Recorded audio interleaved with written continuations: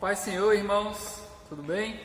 Estamos aqui mais uma vez, graças a Deus, nesse domingo de Páscoa, celebrando a ressurreição do nosso Senhor Jesus Cristo. Não sei como você tem passado esses dias de quarentena aí, mas sei que tem sido dias difíceis, que a gente não pode fazer muito do que a gente está acostumado a fazer, né? A gente não pode encontrar quem a gente está acostumado a encontrar, a gente não pode se reunir num domingo como igreja. Mas hoje, apesar de tudo isso, é um dia de alegria para nós cristãos, porque hoje nós relembramos que Jesus vive.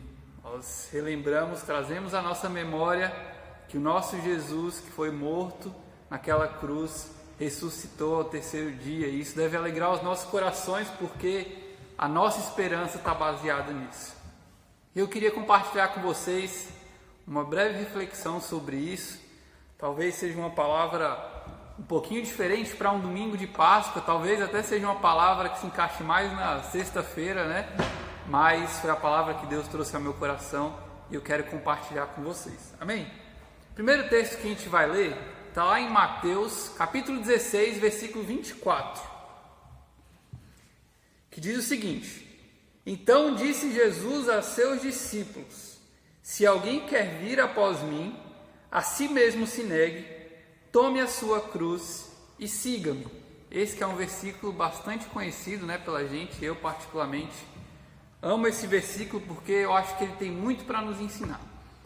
E a primeira coisa que eu trago à mente, né, nesse texto, e não só esse, mas em toda a Bíblia, é que existe uma verdade muito grande que se aplica para nós na palavra de Deus, que é: para vivermos é necessário passarmos pela morte. Que antes de encontrarmos a vida em Cristo Jesus, nós devemos passar pela morte. Por isso que Jesus fala para que quem quer segui-lo, que deve negar a si mesmo e tomar a sua cruz. O que a cruz significa? A cruz significa morte. A cruz foi o método que o povo decidiu matar Jesus, através daquela morte tão dolorosa ali, que foi a morte de cruz, que trouxe morte para ele. E Jesus nos convida a trilharmos esse mesmo caminho que ele trilhou. E isso é muito forte, porque nós precisamos entender que a palavra de Deus é muito prática. E tudo que Jesus tem para mim e para você é para a gente ser vivido de forma prática. Não é que a gente vai sair daqui, né, procurar uma cruz e falar: galera, me crucifica ali, porque Jesus foi crucificado, né? Não, mas Jesus está mostrando para nós que para alcançarmos vida nele, nós devemos carregar a nossa cruz. Nós devemos negar a nós mesmos e carregarmos a nossa cruz. Ou seja, nós devemos morrer. Assim como Jesus morreu, não é? Hoje nós comemoramos, celebramos, relembramos a ressurreição de Cristo. Mas para Jesus ressuscitar, ele precisou antes morrer. E dando continuidade à nossa palavra, essa foi só uma breve introdução. E eu queria ler um texto que está lá em Romanos agora, capítulo 6. A gente vai ler do versículo 1 ao versículo 14. Romanos, capítulo 6, versículo 1 até o 14, para a gente dar continuidade na nossa mensagem. Que diremos, pois? Permaneceremos no pecado para que seja a graça mais abundante? De modo nenhum. Como viveremos ainda no pecado, nós, os que para ele morremos? Ou porventura ignorais que todos nós que fomos batizados em Cristo Jesus, fomos batizados na sua morte?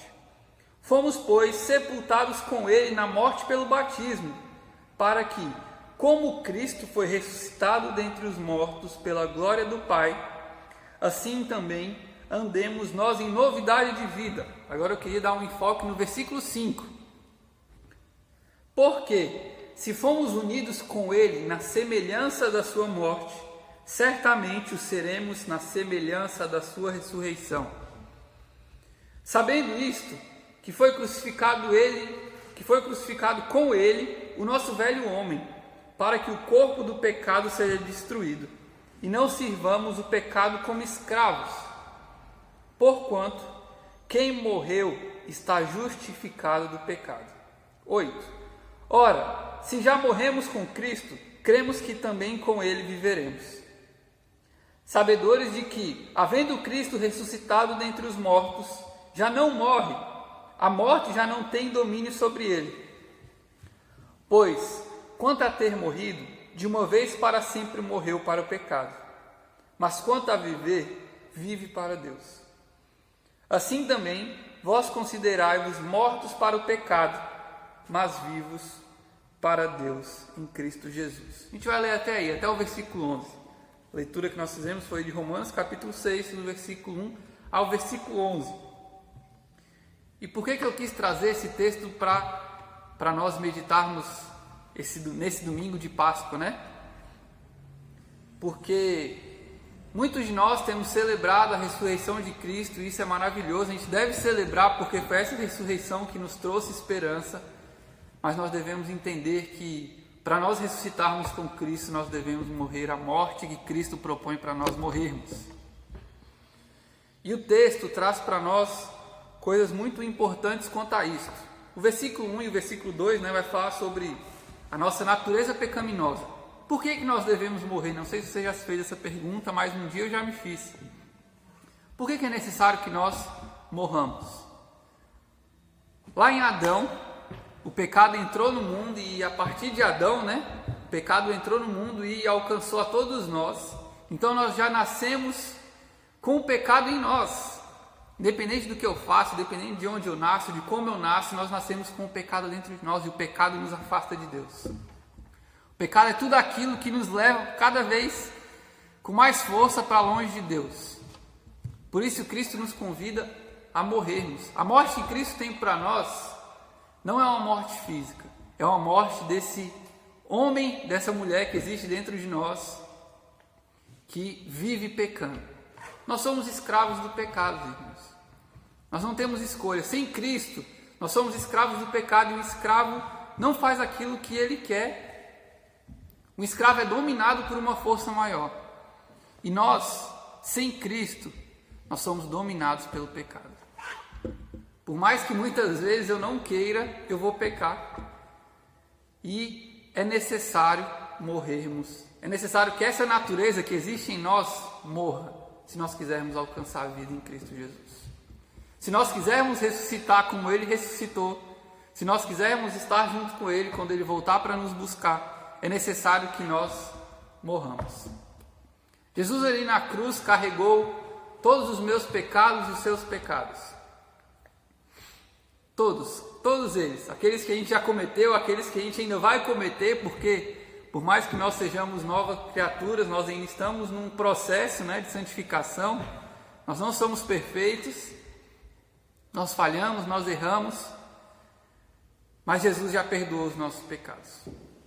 E nesse texto eu vejo duas coisas que são muito claras para nós e que nós devemos ter como certo em nossos corações e nossas vidas. Como eu disse no início, a palavra de Deus é muito prática e eu queria deixar esses dois pontos para nós meditarmos quanto a isso.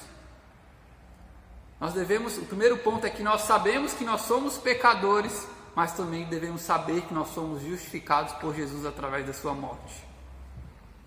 Não tem a ver comigo, com o que eu faço ou com as obras que eu faço, mas tem a ver com o que Jesus já fez naquela cruz por mim e por você. Hoje eu e você somos salvos porque Jesus, há mais de 2000 anos atrás, veio a esse mundo como homem, carregou o meu pecado e o seu pecado e se entregou naquela cruz. Ele fez tudo isso de coração aberto porque Ele quis vir para nos dar vida e vitória. Nós devemos saber disso e devemos saber que nós já fomos perdoados por Ele.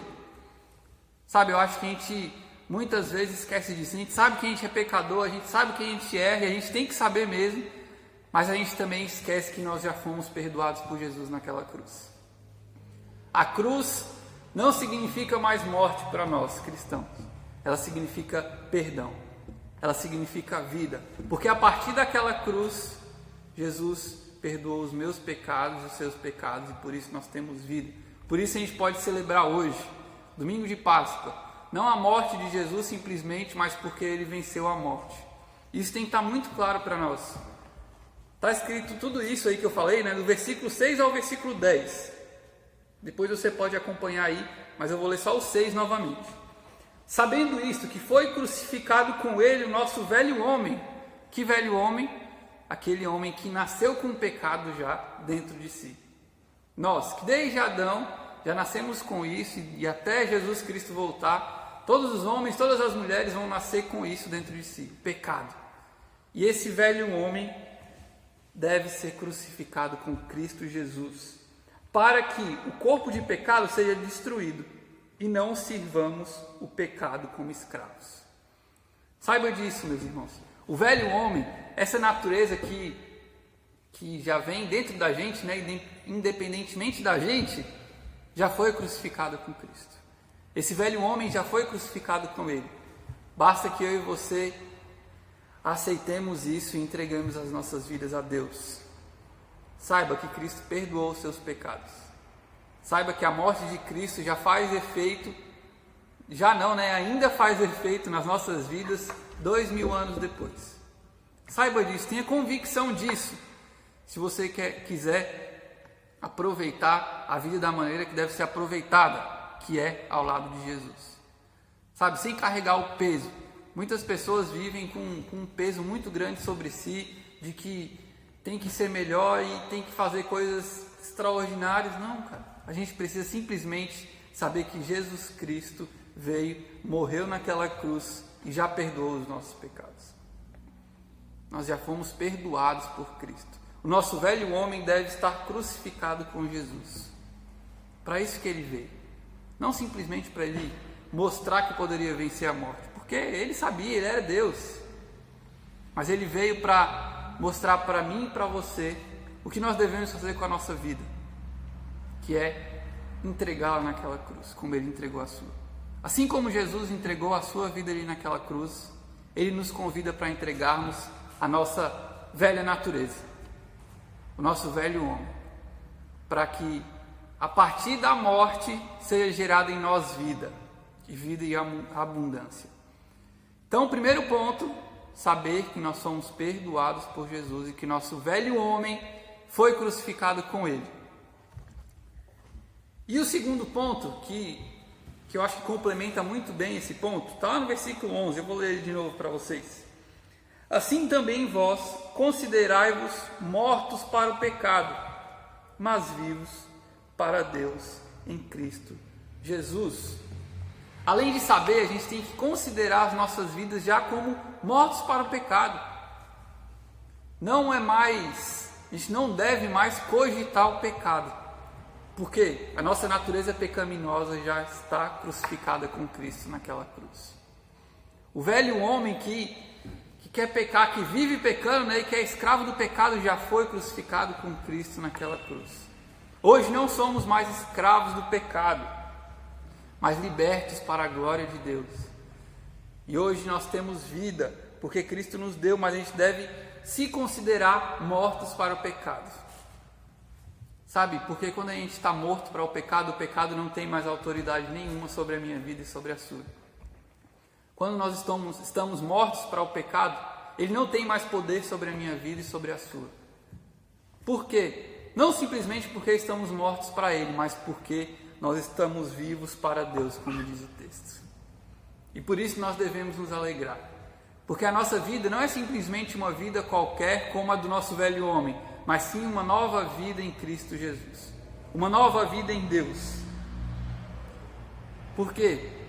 Porque, e eu amo aquele texto de João, capítulo 14, versículo 6, se eu não me engano, me corrijam aí. E agora que está gravado vai ser muito mais fácil, né, de vocês me corrigirem. Mas eu sou bem ruim com referências, e essa eu não anotei. Se eu não me engano, João 14, 6 vai falar que Jesus disse, né, que ele é o caminho, a verdade e a vida. É essa vida que o autor de Romanos nos convida para vivermos em Deus. Jesus Cristo. Jesus Cristo. Não Jesus Cristo morto, mas um Jesus Cristo ressurreto.